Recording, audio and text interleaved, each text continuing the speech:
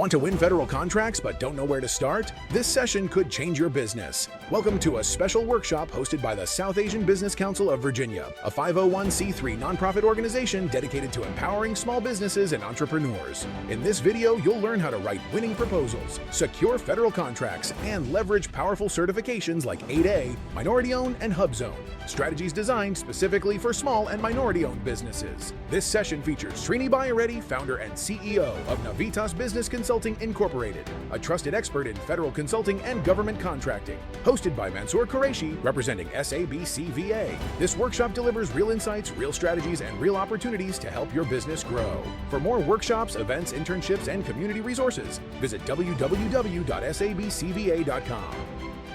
If you're serious about scaling your business through government contracts, stay with us and don't forget to subscribe and follow SABCVA.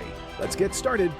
As you can see that SABCVA is doing incredible work to uplift and empowering our community. Please continue to support us, join us, and donate, because when one of us grows, we all grow together. Tonight, we continue this mission by learning from a true rock star community leader and the CEO of one of the leading federal consulting company, Navitas Federal. Please join me in welcoming Srini Bayireddy, one of the top expert in federal and state contracting. Srini, welcome to SABCVA. Your journey and impact is helping small and minority-owned businesses succeed in federal contracting is truly inspiring. Could you please introduce yourself and share your journey, how you built your company into the successful enterprise it is today? Good evening, everyone. It's a pleasure to be here. I don't know how many are there, but there are a few things. Number one, I'm not a seasoned coach who will teach about how to grow your company in the federal government, and I'm another maybe a few steps ahead of you guys, and I help the community because it's you can exchange notes and learn through this. And what I give today, maybe as we go along, is more of a personal journey, personal experience, and then you could probably relate to where you are, because I'm not sure what stage of the entrepreneurial journey you guys are in. So I want to make sure it connects with everybody as I go along. So about myself, I don't have a long bio like our good friend Mansoor Bhai, but it's impressive. And by the way, the presentation is very impactful. Thank you so much for South Asian Business Council. Whatever you guys are doing is very, very meaningful and gratifying. I see that. So I'm glad to be part of this event today. So about ourselves, Navitas Business Consulting, we are about 15 or 18 years old company. We have evolved from commercial practice. We currently work with about a handful of agencies, Department of Homeland Security. We work with State Department. We work with IRS. We work with HHS. We work with FDIC, GSA, some of these agencies, and that's our federal portfolio. But we also are very prominent in the state and local space too. So we work with about 10 states, starting from Virginia to Maryland, Delaware, Arkansas, North Carolina, Texas. So the footprint of Navitas is really government, both state and local, and federal. So, and again, Navitas is something very near and dear. That's my probably sixth company. We had a bunch of product companies that I have built, grown, and exited a couple of them. And Navitas, me and my wife started. It is still a women-owned organization. And I will, I don't know what else. As we go along, I'll probably relate some other things about me. But I think I'll probably stop here about myself. Yeah, Srini, that's obviously truly inspiring. Your journey itself is a lesson and a motivation for every entrepreneur watching today. Let me ask you with a simple question with federal contracting. What are the first steps a small business must take before entering federal contracting? I think the first and foremost is, do we have the minimum eligibility, especially if you're going after some certifications, 8A, women-owned, or HubZone, any of them? Do we have that minimum qualifications? Because you want to have those certifications that will help enable you to get into the federal space, right? That's one thing.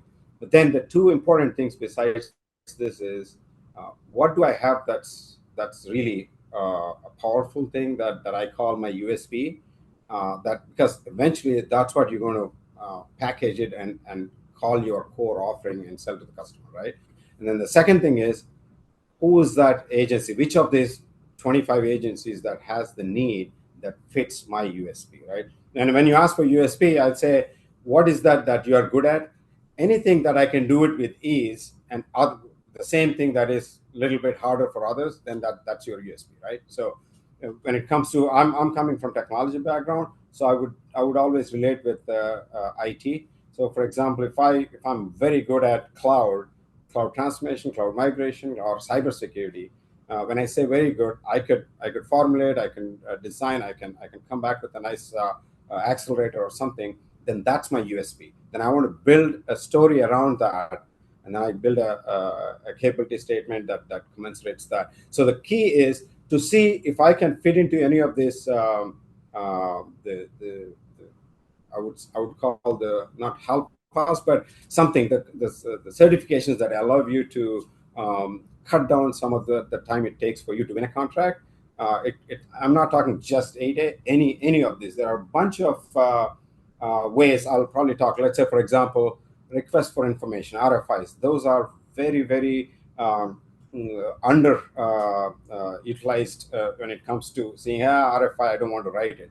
But some of my contract wins were originated from my initial request for information responses, because a lot of times when you do that, you are actually creating an impression to the contracting officer that you are really interested, that you really wanted to respond to that. So those are some of the things, and the certifications and credentials. These are all things that you need to have. But maybe we'll have a lot of Q&A in this, and I can answer them. But so the two most important things is, what do you have, and where can you sell what you have? Mm-hmm. All right, Srini, that's an excellent advice. Would you say these steps are manageable even for businesses that are just starting out, for new businesses? Absolutely. Let me give an example. When you are a one man, or can you guys hear me? Okay. Yes. All Mm-hmm. right. Mm-hmm. You can hear, right? Yes, Folks? I can hear. So We all can when hear. you are a 1 to 10 employee company, or even you yourself starting a company, then your company is nothing but you, right? So your credentials are the credentials of your organization. Mm-hmm. So whatever I was talking to is, when I can take Navitas, for example. 10 years back, I actually went in and applied for 8A, and I got that. I'm the only one. Whatever I know, maybe a few employees of mine, that is my core strength. Then what I did was, I took all my employees, what they know, and I formed a 2-page capability statement. That is the single most thing I know. Again, this is one of those things. You go to anybody like us, and they'll say, hey, bring your capability statement. At some point, I was so tired distributing my capability statements too. But the key is, that is one thing that actually acts like a mirror, a reflection of who you are, what it is. And then you constantly keep on changing that based on several things, whether it is geopolitical, or the economy, or the technology trend, whatever it is, and the agencies that are changing. So you need to have that constantly changed, but you can absolutely do it as a small business too. The scale changes, right? If I'm a 100 employee company now, I go after slightly bigger ones, because that's how I aspire, right? Or when you're small, it's the same thing. The formula never changes, but the approach is a little bit different. All right. So, Srini, great answer. What makes a proposal truly stand out from the competition? And what are the top reasons proposals get rejected, according to you? I'll the bunch of reasons for a proposal to get rejected. I'll give you my examples. I got most of the single most thing is the compliance, especially if you're a small business with you as an owner wearing multiple hats. You are running the payroll, you're running the operations, you're running the delivery and everything. Then your focus gets sliced, right? And then so sometimes you overlook. I have lost a few contracts at the get-go because I missed I put a different MBE certification instead of another one, or I forgot a sign to begin with. When I go back and I bang my head to the wall, I say, how did I miss this one?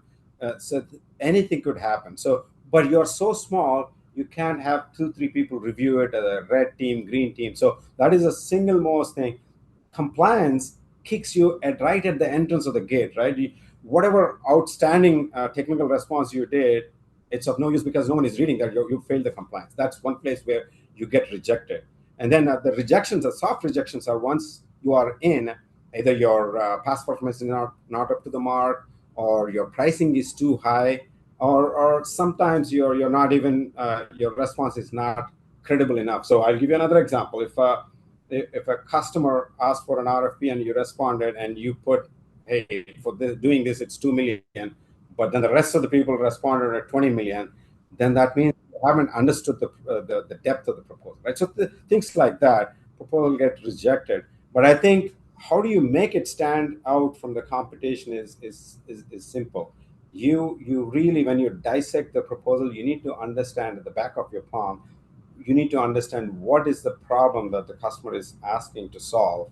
And you should always revolve whatever 20 pages, 100 pages of your proposal, should always come back to that mothership. This is the problem I'm solving, right? And then you do all those rest of the stuff that help you to strengthen it. If I'm saying I'm going to do an outstanding response and your technical response is good, but how do you execute it? How do you bring the people? Then you need to have your recruiting plan solid that matches with that. Your project management plan and your quality management, all the rest of the attributes should need to really get in and support your response, right? And then the pricing is very, very important. If you need to price just at the right place, right? Again, I'll take one more minute, Mansoor, here. Sure. Because it's very important. The way I do it is it's like 3 different lenses I put in when I put a proposal response. One is what is the rate? Let's say, for example, the proposal you're responding needs 5 developers, Java developers. Then first thing I do is what is the industry rate for Java developers? That's coming from anywhere from salary.com, Indeed, whatever it is, right? And then the second lens is, if this is a recompete, what was the rate that the currently the customer is paying for this one, right? And you can go to fpds.com and go put in this contract number. You know exactly what is the amount the current vendor is actually charging. So you have a baseline. What is it? And you know where the industry is. Now the third ingredient is what you're bringing, right? Or if you know any connections, if you know which way the agency is leaning. Sometimes the agency might have paid $1 million for this work, but they're thinking, with all the AI and maybe the supply demand, this could be done in 800K. If you are not in the middle of that capture, you don't know that the customer is thinking 800K, then you end up putting a million because you got that from FPDS. So the point I'm trying to make here is pricing is not a once and done. Every single proposal, it's like a new thing, right? So you need to take these 3 prices. What is the industry? Because you don't want to go too far below, or you don't want to go too high to get priced out. You want to see what was if it is an incumbency. Otherwise, then you see what is the current that will fly, and that is your secret sauce, right? So that is the biggest thing that proposals get rejected because of the price, even if it is not an LPTA, lowest price typically accepted proposal. So I'll happy to answer some of the questions on this or anything. Yeah, we'll have a question and answer session in the end. But I must say, great insight. Avoiding these mistakes is critical for success. So, Srini, one of the question, actually everybody wants to ask this question, that how can a new business build past performance if they don't have any? It's and I had that question 10, 12 years back, right? Like I was saying earlier, if you are starting a company, your experience, if you have worked with 3 companies and you started your own organization, your past performance is your organization's past performance. All it takes is to package it, right? And that's one thing. And then the single most thing you should be doing, if you are running a business and if you are not networking, then you're not running a business the right way, right? So you need to, like this, you're sitting today and you have to go put yourself in the place where the business is. You cannot expect business to come to you. So the reason I'm saying this is, you go talk to your friends who have companies, or maybe a director or a manager of other companies, then you start going to them and build that relationship and make a teaming partnership. That's how you get your past performance, not yours, but you are actually being a teaming partner. So by association, their past performance is your past performance, right? And again, if you're going after as a prime, as a sole source or whatever it is, then it need to be on your. So there are different tentacles to this, right? Sometimes customer will say the prime should have the past performance, and only prime's past performance will be considered. Sometimes they'll say teaming partners too, but you need to again at a high level. I keep preaching this to my company and other friends. You need to, even if you're a one-man company or of 200 300 employee company, your capture plan as a owner of the company should be a three-pronged approach. That's what I follow. Okay. First prong is you want to pick the agencies that, like I was saying, what are the agencies that has a need that matches with what I have as a strength. If someone wants a ServiceNow type of thing and you're a ServiceNow expert, if someone wants a Pega and you're a Pega expert, then that is your first prong. You want to see what is the customer, and then there you want to go as a prime because you already have a referenceable past performance on that. That is you. So that is your first swim lane. Even if it is a less than $1 million or 200,000, one person contract, you want to go as a prime. That's your first thing. You continuously look for avenues where you can go as a prime, because that is what builds your credibility. That's what put your company's name on the map in the federal agency. The second prong is teaming with the larger companies, like big ones, right? Lockheed's or Booz or Deloitte's, Accenture's.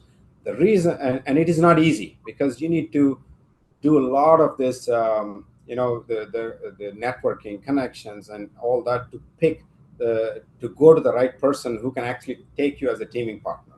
That is the second prong. And the third is going with a similar size companies or like Navitas size or maybe slightly lower than Navitas size companies. I'll tell you the difference between these two. If you're going with a larger, like an IBM or an Accenture, the effort is only up to you getting to the right side and winning the trust of them. After that, you don't have to put any effort.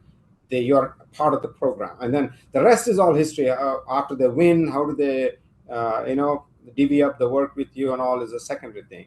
But your effort is only up to the pursuit of being part of the teaming agreement.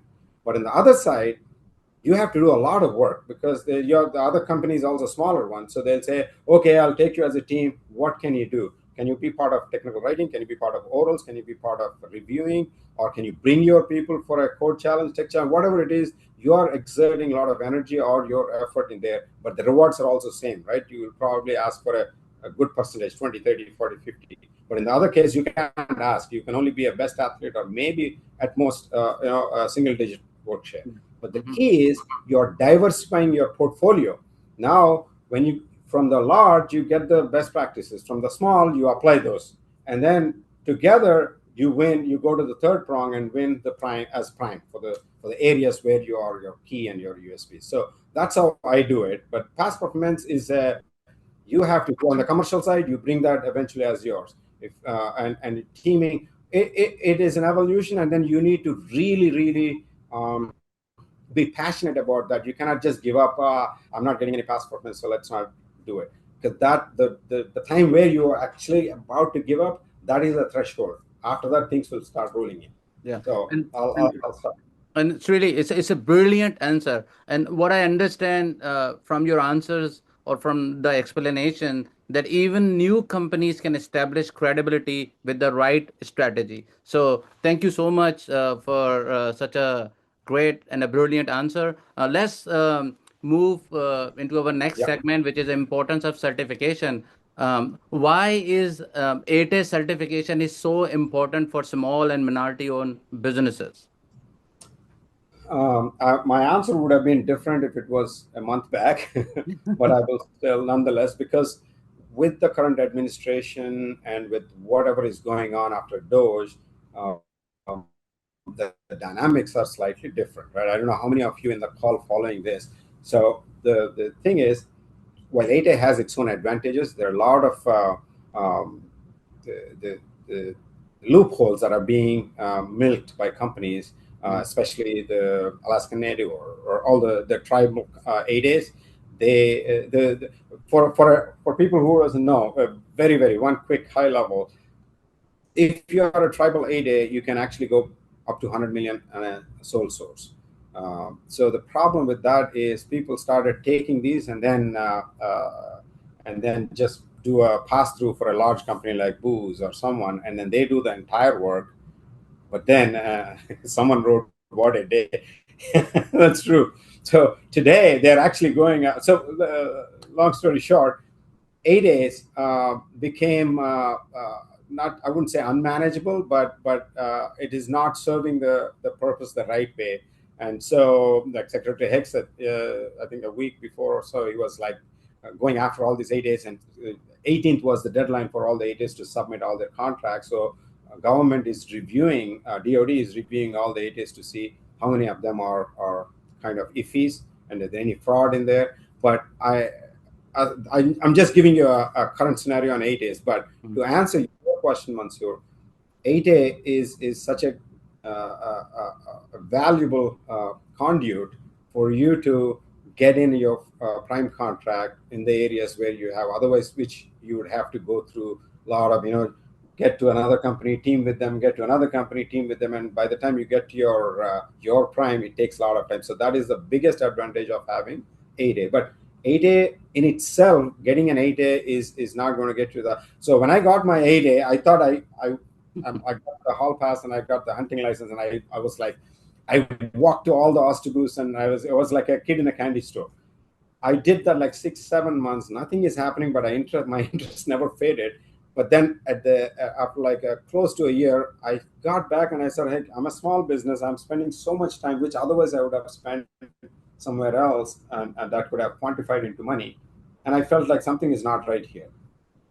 And I switched back to my commercial practice. I went back to Fannie, Freddie, and got the, so then I started realizing you need to have the right contact and connect, and you need to, the one I was saying earlier, if you're good at something, and then you should be able to package that to a place where you can actually sell it to the customer. If you don't have a connection, if you don't have that relationships in the agency,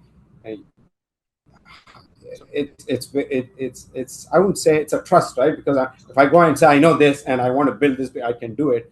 The other person sitting there on the other side of the table, the CIOs of the program office and the contract office, can, because you're a small business, you don't have too many referenceable things. So it's very hard to build that relation, unless most of the time what I've seen is I'm working in, let's say, USDA or Commerce, and my CIO likes what I'm doing, and I go do an 8A, and then I'll say, hey, whatever work I'm doing, I want to do it on my own. Those are the things that works really, really well. Because now you have a prime contract, you don't have to establish credibility because it's already established, and now you can grow, cross-sell, upsell within the agency or outside the agency using a past performance, right? So these are, and then I see some of the SWAM or MBE, DBE. Yeah, I must tell you, Loan, Navitas Swam, as a a company, lot of other certifications too. But I benefited a whole lot from my MBE credential than my 8A. So I don't know if any of the audience here, are they part of state and local kind of portfolio, but I strongly recommend go back and look at your home state or any of the states of your interest. Look at the MBE, apply that, because all states' IT budget has a mandatory, anywhere from 10 to 40% MBE. So even if you're large, like, for example, I have a $100 million contract with the state. I have to 25% of that. I have to give it to MBE.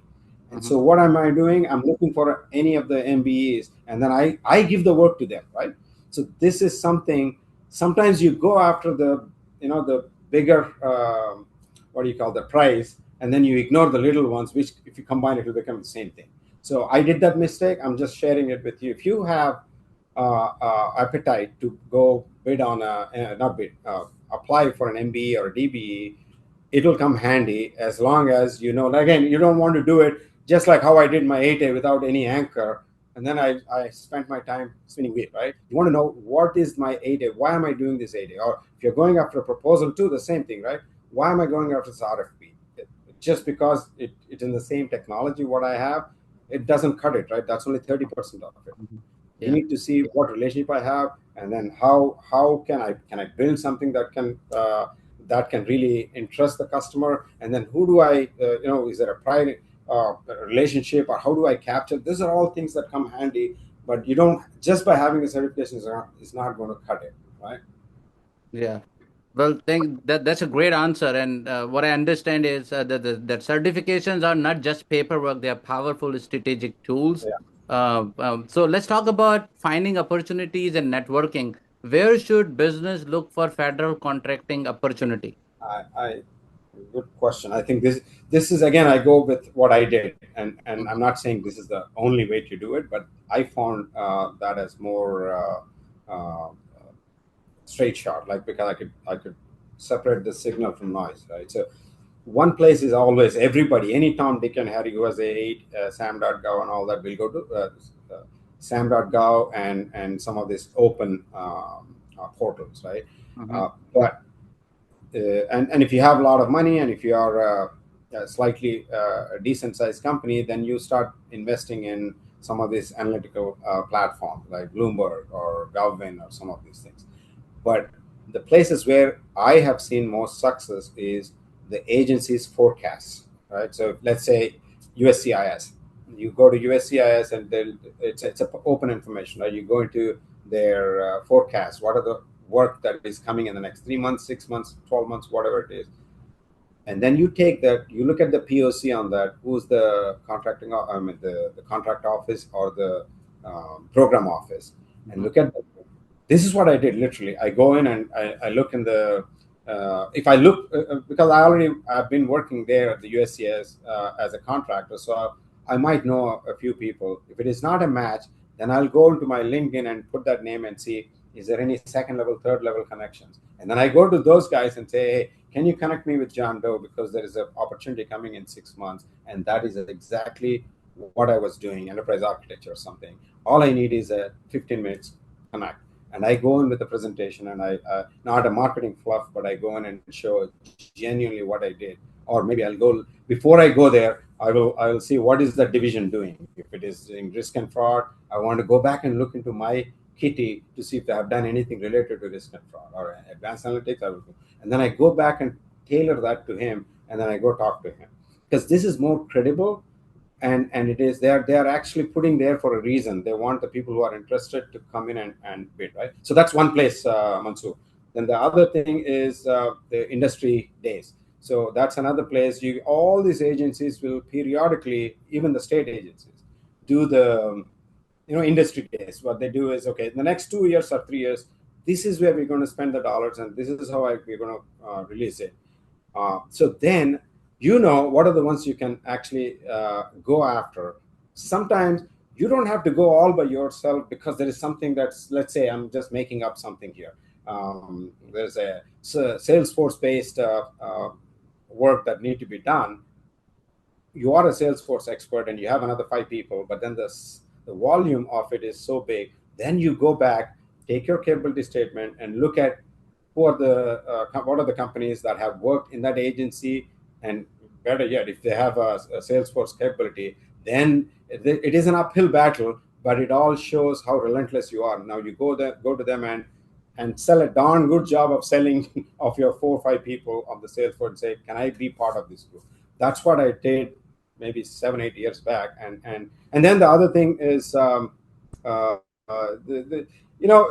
lot of our things come from word of mouth. If you're going to all these events like CCAPs or ACTAX or any of those events, and then that's when people of the similar kind BDs, and they all come in and they say, I'm going for this. Are you going this for the same thing? Then you come back, you take your notes and see, okay, there are 4 of them, and I probably need to prioritize and go which one I should go after. So it's all having the presence of mind and being outside. And so there's a balance, right? There's a focus time. If I take myself, Srini, in Mhm. a day, 24 hours, how much of my time goes for collaboration? How much of my time goes for focus? I don't think I have any time for family, but just I'm just kidding. So these two, you need to balance it, because you need to use that collaboration time to extract that information, and then come back and then put all that information there. Use your focus hat, and then strategize what are the ones you want to go, and then you continuously do this, and then you start seeing the benefits. That's Really, what I do.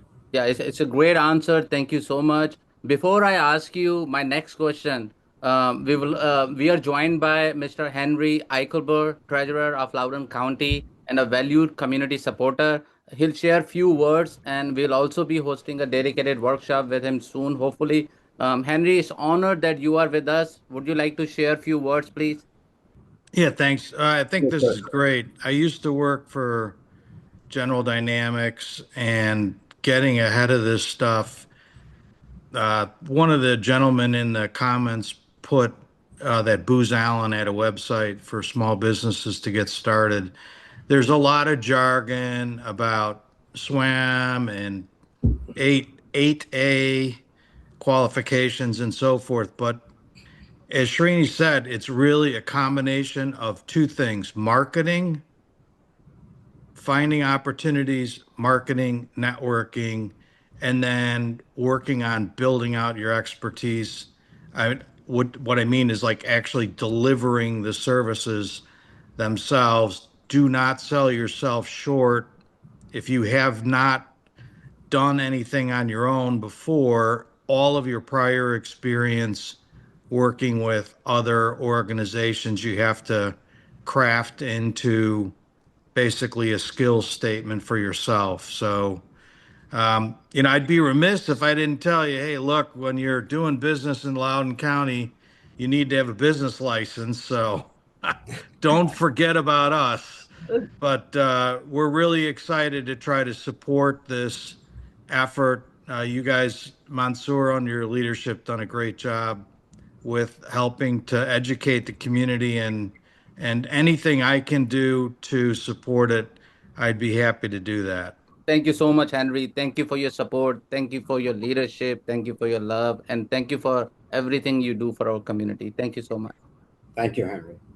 All right. So let's start. Srini, what is the best way for small businesses to approach contracting officers? And how can small business partner with largest companies to increase their chance of winning contracts?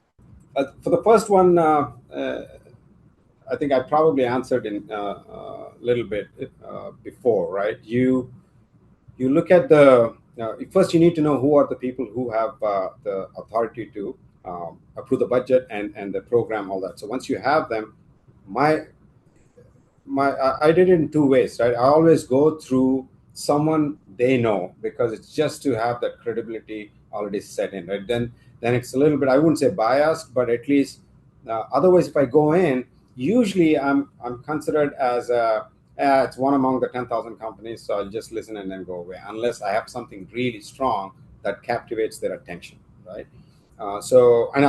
Trust me, it worked. That also worked. What works mostly is if you go through someone who knows them, and then who you work. You need to get your credibility not by you saying it, but someone else who has used your services, right? So that's what I try to do. But for and as far as going to the contracting officers or the program office, it's a different purpose, right? If you're going to the contracting office, you need to make sure you have all the vehicles and your ducks in a row, that you are eligible to go in and bid on that. That's why your purpose, you're going to the contracting office.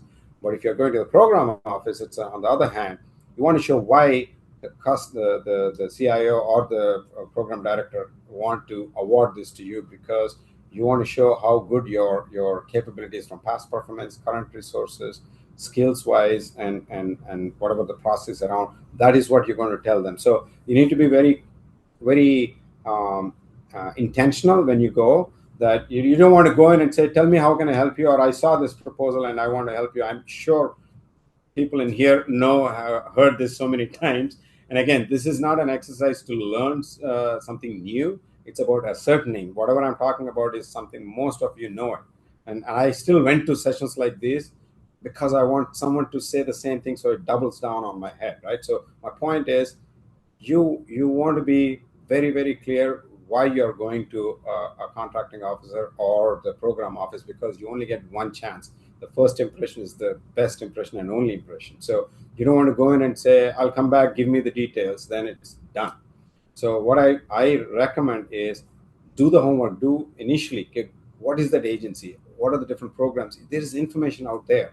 It needs a little bit of strategic time that you need to spend on that agency, that on that individual you should go. Is he more aligned to technology, or is more risk averse, or what is it? Then you can actually, you still package your solution to that person, but then you know what other items you need to add to make it more interesting for them. So this is something when you go, and obviously you're going to be cordial with all that, and then you always, when you walk out, you have a takeaway, and then you also have an anchor to come back next time, because you say you presented everything, he says great, then you walk out, then you have no reason to ask for another time for the second meeting, right? So what I do is, and then I'll somehow towards the end of the meeting, hey, why don't I bring a working prototype next time to show these two things that you're talking about, or something like that. Then I have a reason, credible reason, to come back and say, hey, John, can I come back and do that? I'm ready. So that builds that trust. In the process, they also see how disciplined you are, and how committed you are, and how passionate you are. Then that helps, right? So, and if you're going with a teaming partner, it's a different story, right? You'll get to learn a lot from those. If they are big partners, how are they interacting and what is happening?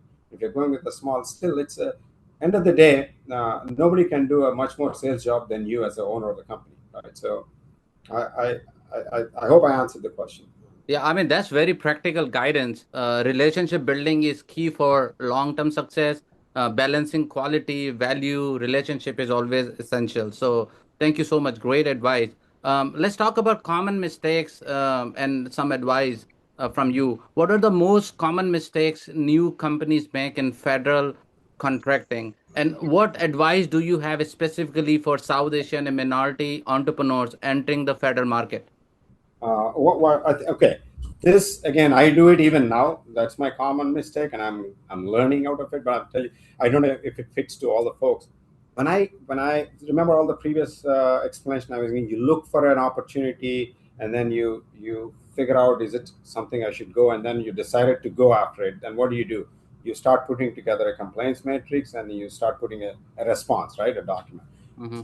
My focus is all on that, used to be on that. How do I write a solid response, and how do I put all the bells and whistles to make it look good? If you win, someone need to deliver that, right? So one of the things I saw, it's always a good thing to bring that, whoever the project manager or program manager, from the time of from the beginning when you're submitting a proposal, right? So then because then it's not just you, the one who's actually going to man the but this is I would say this is a problem for companies who have no problem winning, but for delivering, or maybe somewhere around that. But I'm just still putting out there, that is one.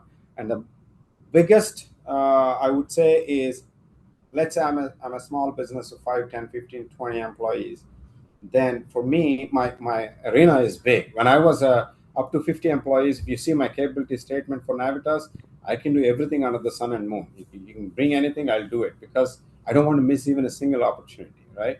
But then as you start growing, your focus gets narrowed, and then you only pick the ones you want. So given the market right now and the industry going, you want to be very focused. So then that means the common mistake is, I'll take whatever it's slightly related to it, because I want to improve my chances of winning by bidding more. But then it actually comes at the cost of that one contract you would have otherwise won, because you distributed your time, because you're a small business and not able to do a justice on one contract. So the key is knowing what contract you don't want to go. It might be a nice shiny thing, but you don't want to go, because so a lot of these contracts, they come in, they don't tell you I'm going to distribute across, right? You might see 5 coming at one time and then nothing in the next month. So what I do is, in the nothing in the next month downtime, I'll go all the RFIs, the request for information, because RFIs are very easy, right? 2 pages, 3 pages. And then that keeps me connected with the contracting office and all those people. And sometimes they'll say only people who responded to RFIs can bid on this. Then boom, you got the some of the competition eliminated from you, right? So on my downtime, I did ISO 9001, I did the CMMI, and I don't even know what CMMI was. All that because I saw when the proposals are coming, what is the nature of the proposal? They're asking they need to have CMMI, they need to have this. Then I started building my company around that, right? So my 2 cents is figure out what are the ones you want to go and ignore the others, and then use your downtime wisely to build those credentials, certifications, and I'm not talking about just the federal certifications, but also for organization, right? ISOs and all that, and MBEs, DBEs. They will come handy, but don't go after everything under the sun and the moon. Connect with someone like Srini's company or some and say, what is it? If you're close friend, you can ask. But if it's not, you figure out, okay, if Srini is winning contracts in, let's say, AI talent or cloud transformation, then I want to get a certification related to that. And then I go to Srini and talk to him, right? So it's eventually going to help you as a company to grow your reputation, but you're having a very calculated move on what you want to accomplish. That's truly inspiring advice. I think our audience will definitely take this to heart. Learning from these mistakes can save entrepreneurs significant time and resources. I have one last question, but before that, we have one leader. She's available here, and we are also honored to have our partner and a good friend, Nupur Punjabi from Anna Sudha Community Kitchens, who's leading an incredible mission by feeding over 6,000 people every month. Nupur, could you please introduce yourself and share a little about your mission? Yeah, thank you so much for giving me this opportunity. Anasudha is a kitchen located in Dulles Town Center, and we donate 6,500 meals a month to local shelters, schools, and anybody is welcome to come in for a I welcome all of you to come and stop by and to see for yourselves how we are making a difference and join in any capacity that you wish to. Thank you so much. Thank you, Nupur.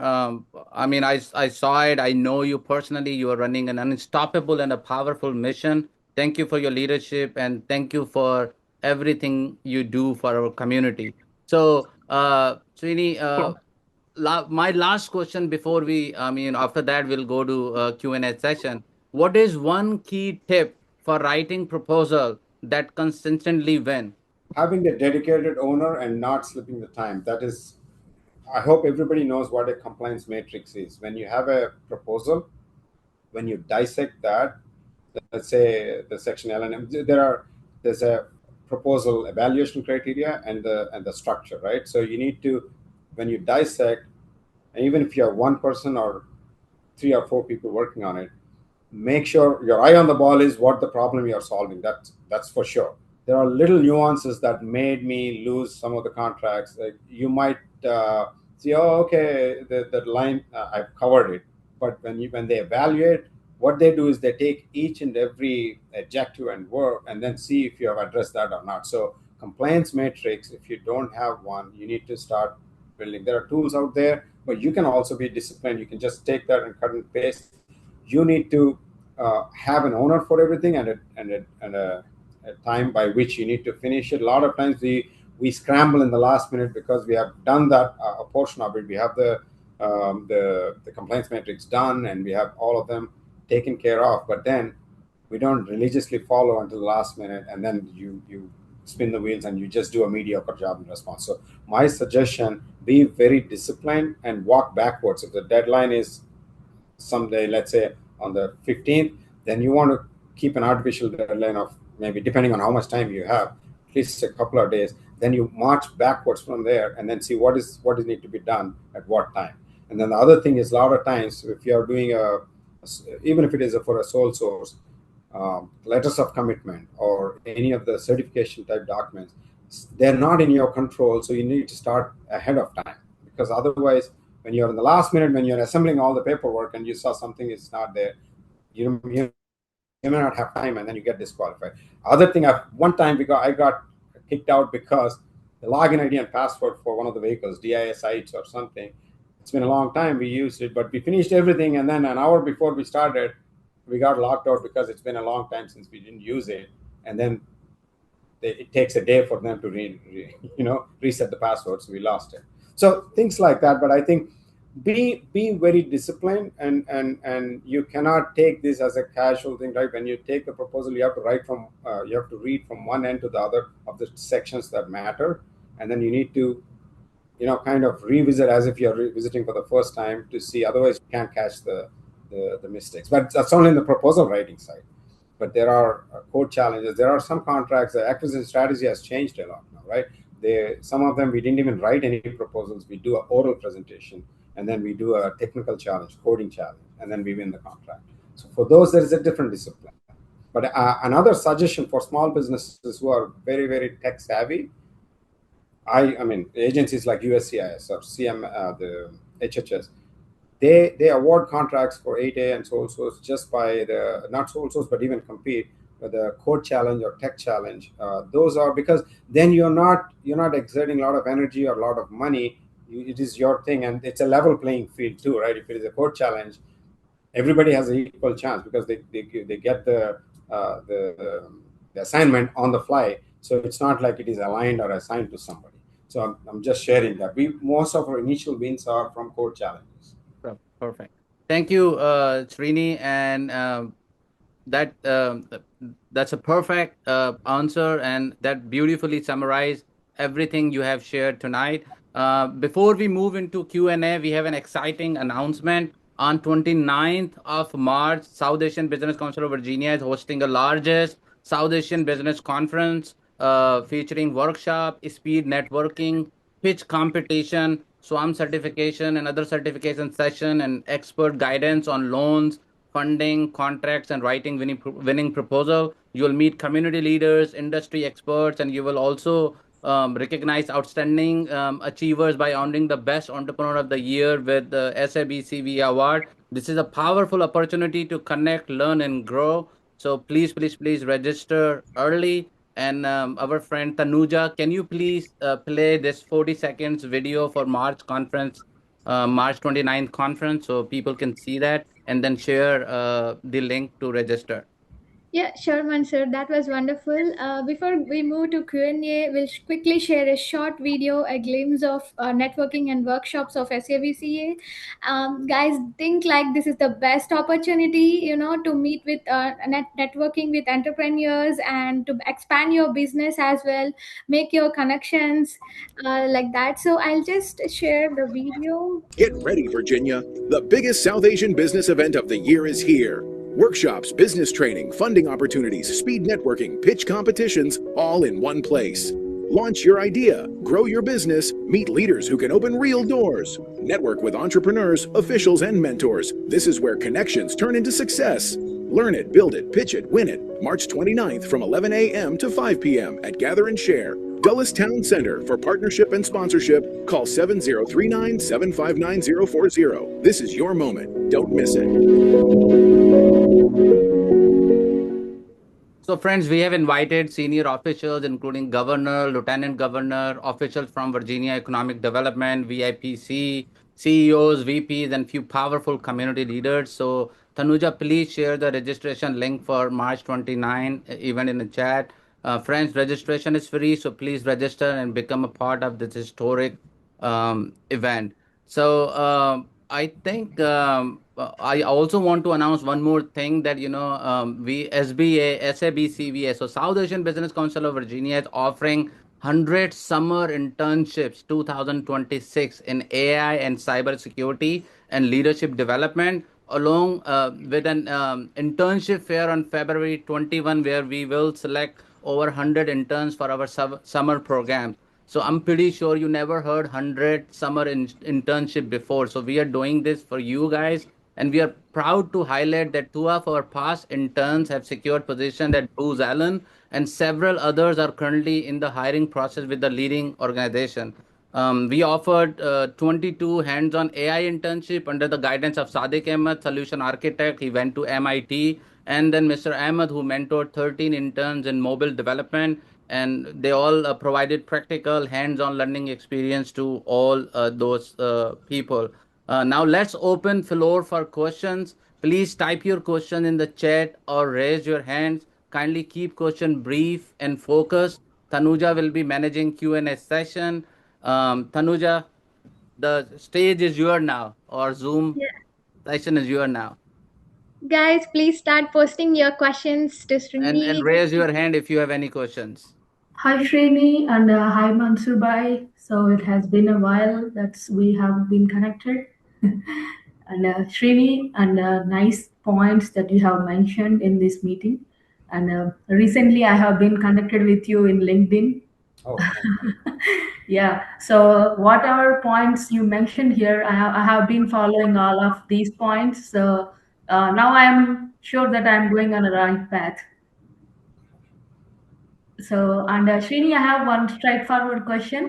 So, if you have anything that matching with my capability, are you willing to give me an opportunity? absolutely. So if I'm not, then I'm an idiot because right. But then the question my capability that you mentioned is the key there, right? Right. How do you, like I said, how do you package it? So, for example, I have 70 vendors that I work with Navitas, and do all of them have similar capabilities? No, and all of them are up to the mark? Maybe not too. But what happens is when they come in and say, "Hey, I have this," and you're doing a vertical agents on something and insurance, and we have a similar experience with insurance. Can I team with you? Then that raises my interest, and I say I will give a meeting next day with them because I see a potential, right? But if you say, Srini, I know agentic AI, can I help you? Then it's slightly less because I have maybe 100 people with agentic AI experience. And why do I need another agentic AI company, right? I'm just giving you an example, Swapna. Yeah, So, that's right. but I will definitely help how to package your message. But there are so many opportunities right now, so we could always team. But can I team with everybody? I promise, maybe not, because it's the step that takes you forward is that the perfect match, right? That should happen with you. Okay. Yeah, sure. But like, Thank you, are you Swapna. willing So to? let's get other people chance to. Vivek Rao, what questions do you have, please? So I see a bunch of questions there, Mansoor. So Yeah, would you like to read and answer one I by can one? I can I can read from there too, but we'll keep hold. So someone is asking if you are being approached by a new women-owned small business, what would be the key differentiator that would make you want to work with them? It seems similar capabilities won't necessarily. No, it's good point. Similar capabilities is for augmenting, but these days what we see is complementing, right? What I have and what I don't have is what I look for the company, and if they're 8A. So another example, if it is another women-owned small business and you're a women-owned small business, it's okay. But I think you would rather go for somewhere where someone is shaping up a women-owned small business, but they are not. Then that's a good combination where you can actually, that's a low-hanging fruit for you. So I would say look for complementing skills. When I go after a contract, I'm a strong architecture side. I'll go package a networking expert company along with me, then I'm a complete picture. Just giving an example there, right? Um, Srini, can you recommend focusing on one agency or state, or go after multiple agencies? I always say, depending on what stage you are, I would say spend your research on that one agency. Spend more time on what is the agency. When I say spend, find out if that agency has money, if the agency has the need that you have as a strength, and then that money and strength is in the near term, not after 2 years. When you do that whole thing and then figure out, then lock in, and then go after that one agency for a foreseeable time. Maybe I have usually I say, don't give up just yet. You just have how many opportunities in that agency that can match. And then once you have a strong hold, then you go to the other one, but go one after the other. If you go after everything, then it becomes a marketplace that you get confused. So that's my take. Yeah, I think Vivek wants to talk with Sure. you, Srini. Vivek, what is your question, sir? Good afternoon, Mansoor Bhai. Good afternoon, Srini. Thank you so much for hosting this. My name is Vivek Rao. I'm on the AI committee, but currently I'm also a data scientist with the Department of Homeland Security through Mantech. Nice. And what I want to know is, because I work a lot with AI and SABCVA uses a lot of AI, how do you use AI in the proposal process? Do you use it more for generating the proposal, or do you use it more for like figuring out, how to target the consumer? So like, where is AI really helping you to achieve your goals? A great question, and we always get this question, and we internally in the office we ask that question to ourselves, right? So a lot of times we feel like we if we bring in an AI coworker or an agent for writing the proposal, then we can actually address more proposals, right? So that's always a classic question. We did dabble with evaluating some of these products out there. Right from what is it, HireGo or GovDash, some of them, and then we saw it's not tailoring to our number one. Number two, we are giving your secret sauce outside. So what we ended up doing is we got a bunch of interns and our technology folk, and we built that pilot on top of our database. And then we started building. So it actually simplified our process. I'm not saying everybody should do that. We did it because I took that for multiple reasons. One, I can actually show that as my accelerator. Two, I use those people who build as my resources for next proposal. And three, it is helping our internal growth team, right? So my answer, if it is my database, my stuff, and if you have enough, but if you are just an upcoming company, you may not have enough data, because without the data, you don't have right insights and right recommendations, right? So my suggestion is to don't spend too much money on this run to the mill proposals, because it's the same thing that you get. Because a lot of times you want that for the first 60%. You don't want to build the entire thing from zero. So I would say, if there are any tools out there, again, I don't want to name some names and then say Srini said this, but there are a bunch of tools, or you can even build something on some of the existing LLMs, right? So, but you build this 50 to 60% out of the box, and then start writing it. Now, I'll tell you one thing. Navitas recruitment style could be different. Navitas quality management could be different. Navitas technical approach could be different on something, and that could be different from others, right? Nobody can write then you have to prompt it, and you need to be accurate, and then whatever you get is still, you need to work on it. So my simple answer is, it's easy to build one, and you start building the competency among yourselves. But I don't think there are any tools out there that can give 100% tailored to your style as a company. And then also, you're in DHS. They're asking us to build applications to find out if it is RFP is generated by a AI or someone has written. So there's always that balance is still not being made. So I hope I answered the question. That was a wonderful answer, Srini. Really appreciate it. Thank you, Vivek. Thank you for asking this wonderful question. That was actually my question too. So, Srini, Matt is asking, Srini, if recommend focusing on one agency or state, or go after multiple agencies, what is your recommendation? I just answered that before. So I think, it's Sorry. better to go do the lot of work on which agency to go, and then focus on one agency. If you have the appetite, if you have the financial backing, if you have other projects on the commercial side, then I'll take this route. But if you are not, your whole business is on federal contracting, government contracting, and you are a small business, then I would say pick 2 or 3 and then stay with it. Don't go for everything that comes out. Yeah, sure. Thank you so much. I think another question is from Deva Mayappan. How to get contacts inside agency? How to get foot inside the door? Can SABC help on that? There are a lot of agencies that will help, but to get the contact from inside, you need to go outside, right? It makes sense. You need to go out and mingle with people and let them know, not just a nagging sales guy going and giving cards to everybody, but go with the intent. Like tomorrow, if they're in a March, what is it? You have an event, right? South Asian business meeting. When you're going there, if I were a small business, I see who are the people coming, what are the agencies coming, and then I pick the ones that of interest. Because remember, I said in the early part of the conversation, go to the forecast of the agencies. Then let's say I said 3 agencies, and out of all these agencies, I pick the ones that are tech savvy, if I'm tech, or if a production side, whatever it is, and then you pick them, and then see if any of these agencies are being invited by Mansoor.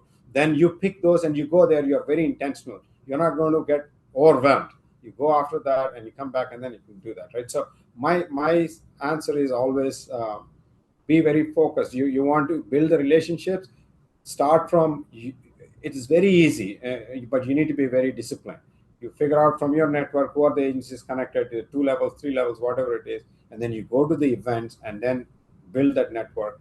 And then the other things are all from all my initial contracts for Navitas are from my prior projects that I worked as a contractor. I worked in Fannie Mae, I got out, and I went to Fannie Mae manager and said, you know how I work, can I get some work? I went to the Freddie Mac, I asked the same thing. I went to USCIS, I went to Volkswagen. So that trust is already established, right? That's the start. You go and then you build that relationship, and it cascades. Then you go another person. That's how you expand, right? Okay. Any other question, guys?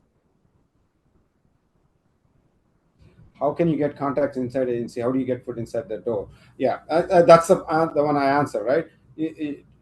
No one the will next open question. the door. Yeah. Yes, Srini. The next question is from Ahmad Asid. Which technology areas are federal agencies most actively prioritizing right now for new and first-time vendors or for any vendors? They don't say these are for the first-time vendors and these are for the new vendors. But let's say at a broader scale, what are the technologies that federal government is spending on, right? DOGE, it's all efficiencies, right? So that's why suddenly AI has become so prominent. It's not like you're building an application on AI. You are building an AI co-pilot or a co-worker on an application already there, so they can build the efficiency. They can reduce the friction points. They reduce the cycle time. That is where all agencies are spending their time and money. Of course, DoD and mission critical is a different thing. If I were to give one single advice, the companies who are small, focus on the DoD and that agencies, because that's where most of the focus is going to be, whether it is IoTs or missile defense technologies or Earth observation or space. Those are all the places where the technology is evolving, and you can build in-processor AI applications, all those things, right? So I want you guys to focus on what's coming out on the innovation. That Army has a AI talent. You can build AI governance. You have responsible AI coming in. I'm not just saying it's only AI, but you build your applications and then start on top of the AI. So I think small businesses, you don't want to go after this submarine parts building or all that stuff, right? So I'm saying focus on, unless that's your area. But I think where I'm seeing more and more opportunities coming is on the security, cloud security, application modernization side, with the intent of efficiency. So I think it is not anymore aligned with one technology. It's across the board, but it's all small businesses usually stay in that small realm, right? Portfolio management, project management, or those kind of things. I see Juan. Yeah, thank you, Srini. That's a wonderful explanation. And I think Harsha is also having a question. What is Srini's advice for winning recompetes? Oh, this is a good question. If you're recompete of your own contract, then it's a different story. If you have to win a recompete of someone else's, then you need to do more job, right? So you need to figure out what is that the customer likes on those guys, the existing incumbent, and how can you do more or better than what they're doing. But if it is your contract, usually if it's a 5-year, we start from 3rd year or 4th year to see as if this is the last year, and we'll see how is the customer today if this contract ends, and if we go back and bid, will they give it to us, right? Those are some of the things that tells you where are the areas that we need to cope up. So a lot of times there is a inbuilt complacency. If I'm working with a customer for 5 years, after 3-4 years, they get bored. It's like, I like pulled pork, and if you keep on feeding me every day, then I'll probably not like the same way I like the first day.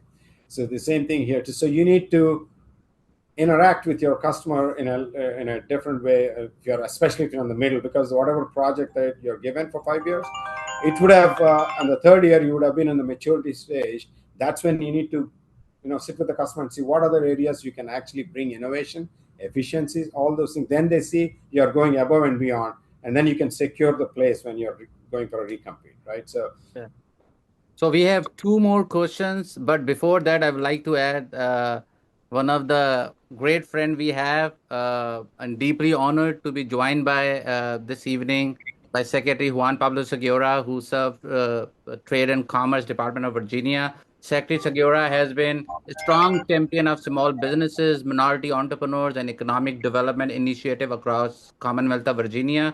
We truly appreciate his leadership and continued engagement with our community. Secretary Segura, we are honored to have you with us this evening. Would you like to share a few words?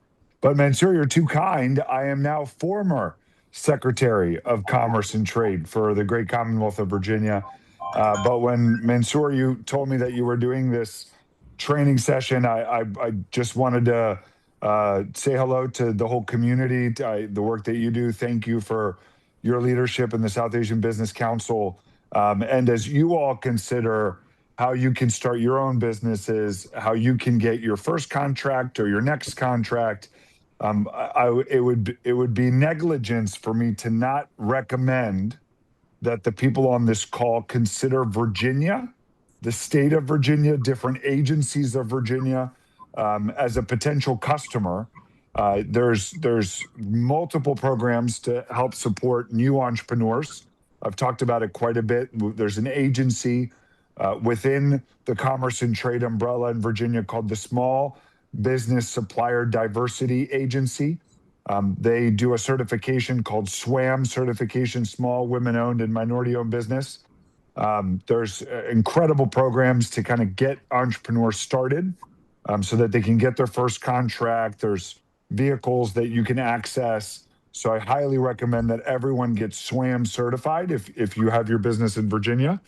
And then I would also share with the group that there are financing vehicles, whether it's small business loans at low interest rates, there's equity investments that are available in Virginia if you're a tech company. So there are a lot of tools, and I'm very happy to obviously talk to anyone that wants to reach out to me over LinkedIn, or if Mansoor, you want to introduce me so that I can get you in front of these people that are making the decisions that can help you be more successful in your business.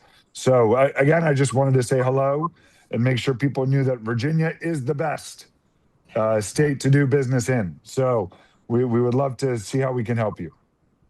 Thank you, former Secretary Segura, for your inspiring words, leadership, and unwavering support for small and minority-owned businesses across Virginia. Thank you for your leadership. Thank you for your friendship, and thank you for everything you do for our community. Thank you, sir.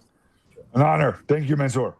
Thank you, sir. So, yeah, let's move towards like two final questions from Mr. Srini. I think someone asked one question. Can I read that? I think they're saying, are agencies currently prioritizing platform modernization or point solutions?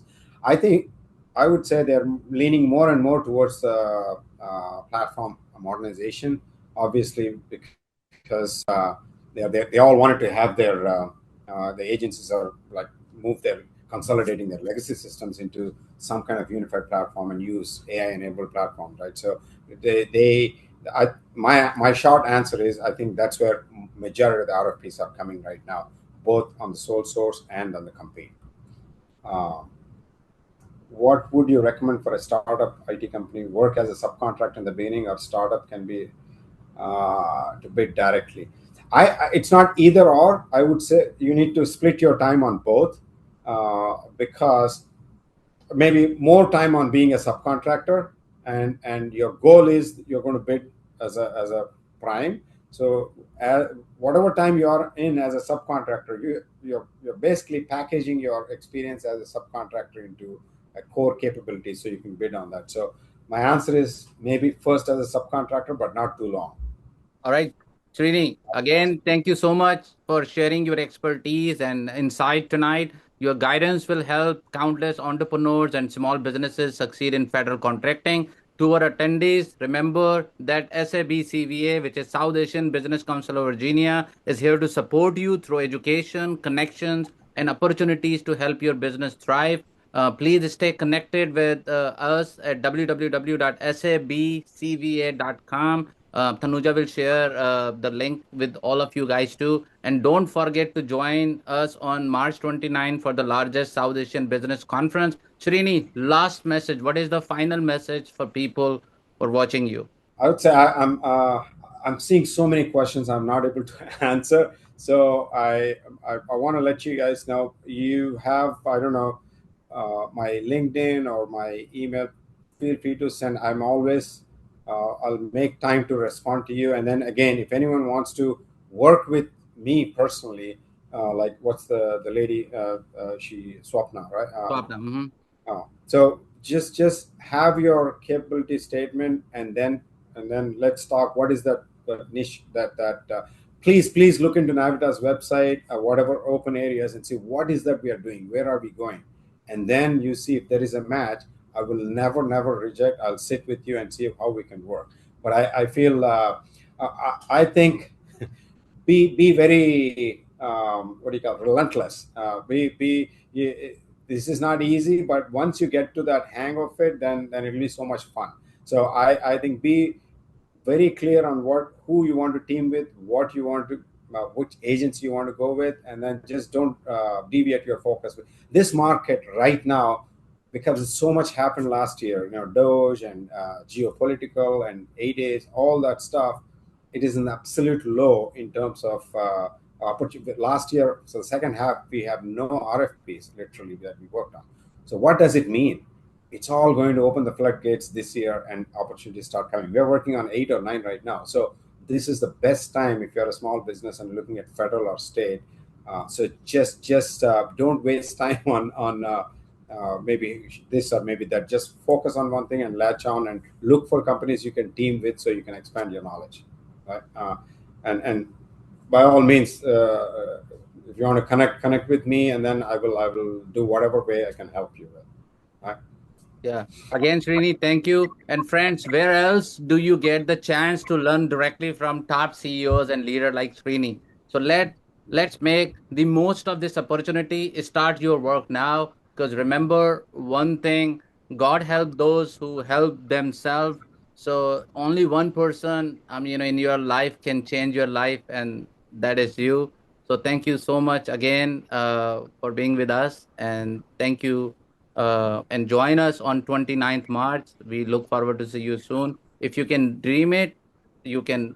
If you can plan it, you can dream it. Or if you can dream it, you can plan it. So let's do it, guys. Thank you so much.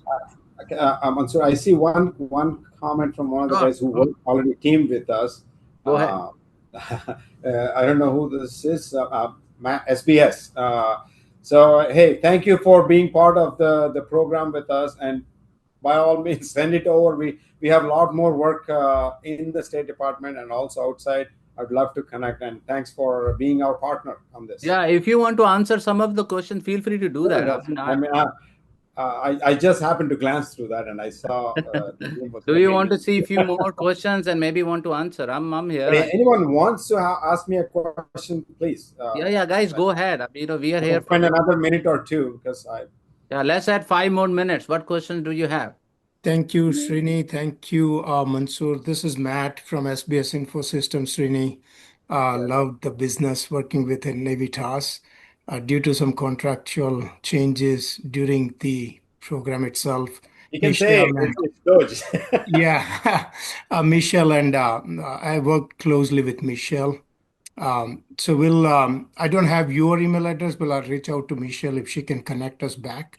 That would be really helpful. You guys can look me up in LinkedIn and then send and I will definitely.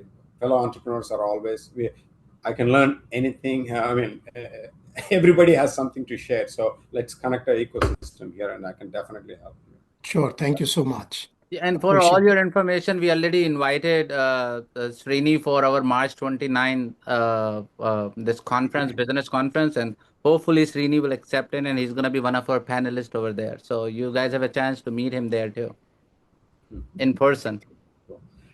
So I think Mohammed Aspa, he wrote, what do evaluators see in proposals that signals execution risk even when the requirements are met? Because Mohammed, I think meeting the requirements is a very broad term, right? A lot of times they ask 10, we write 10.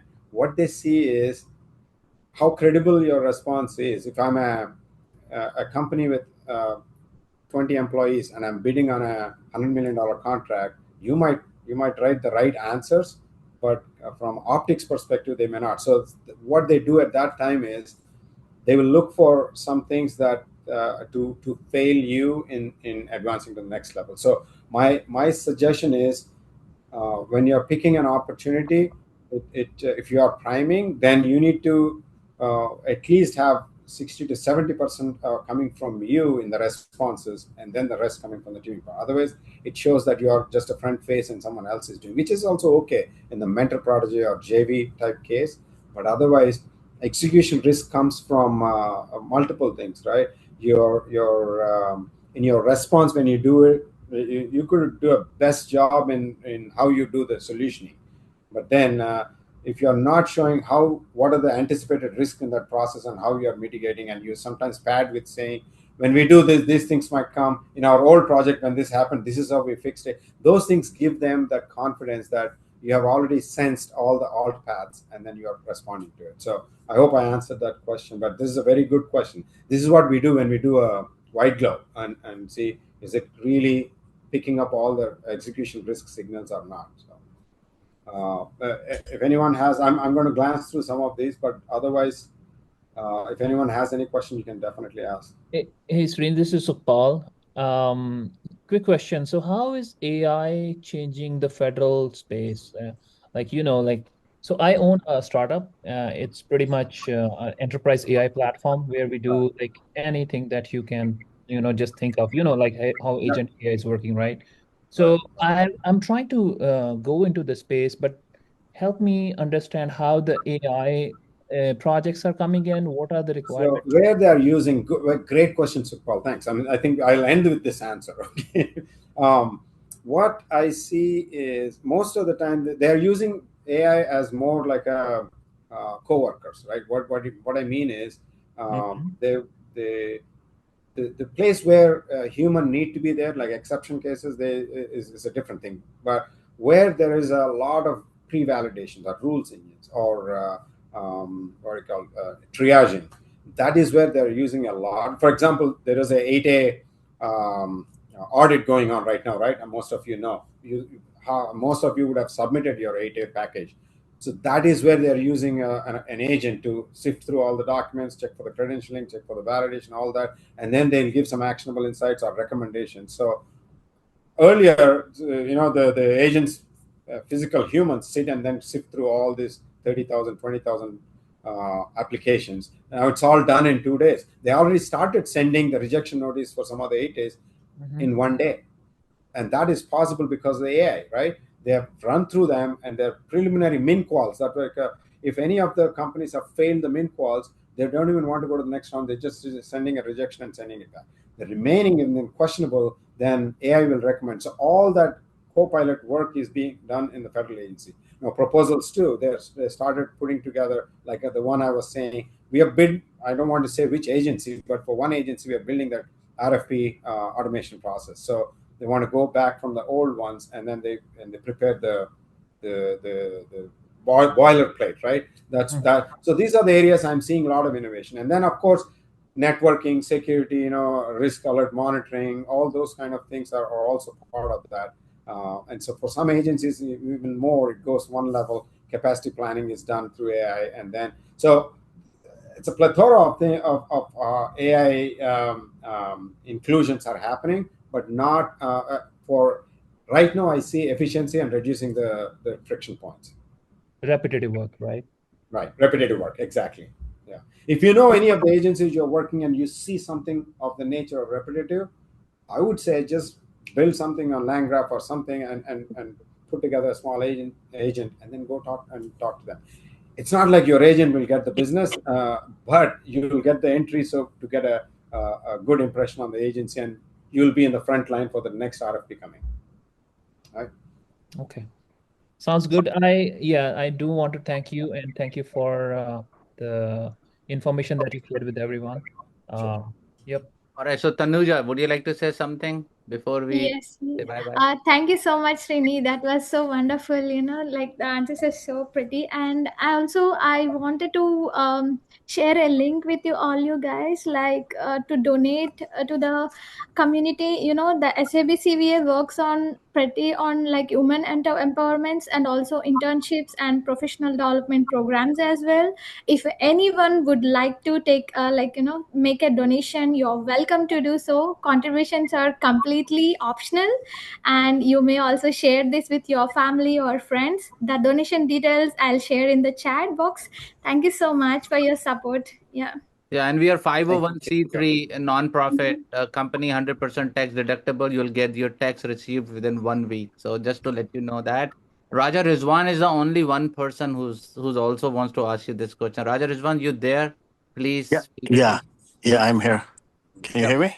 Go ahead, Yeah. please. Yeah, Srini, thank you very much. First of all, thank you very much, and you guys are doing a great work. I know you guys before. Srini Talasila. Yeah. I'm kind of friend with him. So I know you guys Wow. are Okay. doing I'll share amazing. that with him. Yeah, so amazing. I think I saw you one time in his house. But thank you very much. So on this one, so obviously I tried to do this thing. Is it so? 8A is still the same process that you have to have like the Yeah. existing. You have to show existing to customers and stuff, and Right. then the bidding, is it now online? Because I did it a few years ago where you have to submit those big 2 3 packages, mail them to FedEx, print it. Do you still have to do that, or you just have to It's automate it?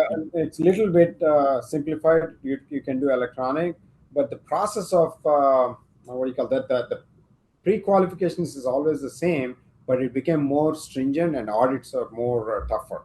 Because in the past, Okay. people used to namesake get two contracts and then package it, and then you say why you are economically disabled, blah blah blah, all that. Okay. Now the entry is one thing, but they're evaluating if you're genuinely doing the right things to win the contract. Especially Okay. sole source are going to be out. It's going to be more compete.